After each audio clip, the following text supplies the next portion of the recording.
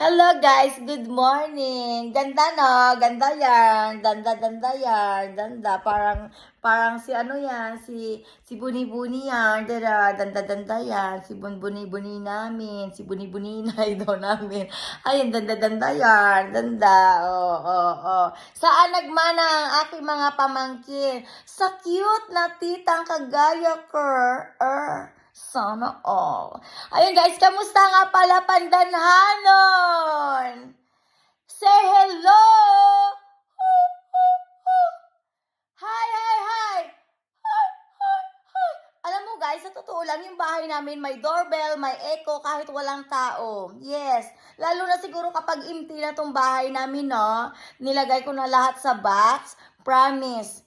It's look like, haunted white house with echo doorbells. Buti na lang guys. Ito guys, nagpapaskuan ako mag-isa. Tignan mo. Wala kaming Christmas tree, pero ayan, tignan mo. Ay, nakita mo yan? Ayan yung mga the best decoration dito sa Denmark. Nakikita mo yan? Sa amin yan, sa bungsod lang lang ginabutang. Ayan lang guys. Ayan lang. Feel mo ba yung Pasko? Feel na feel nyo? Hindi ko kasi feel guys, sa totoo lang. Sa Pilipinas, makikita mo, September pa lang, nag-aanuhan na yung mga Christmas light na makikita mo, Diyos ko, parang gusto mo nang sungkitin, di ba? Parang gusto mong ganunin. Pero wala nga akong plano manungkit, guys. Ayun, guys. Hoy, Rohelia! Saan galing yung suot mo?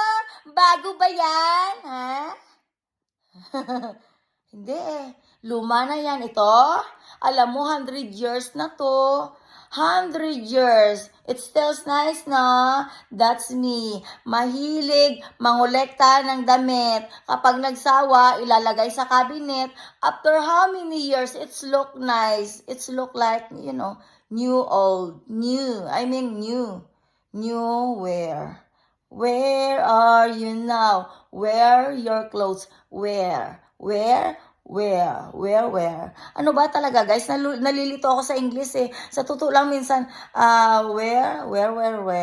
Brr. Ayun guys. Ano kayong ibig sabihin nun guys? Kasi mayroong tao dyan, kung ano sasabihin ko, ginagaya din niya. Sa totoo lang guys, wala kasi talaga siyang alam kundi, maging Xerox copy. Ayun, bye-bye. Have a nice day sa inyong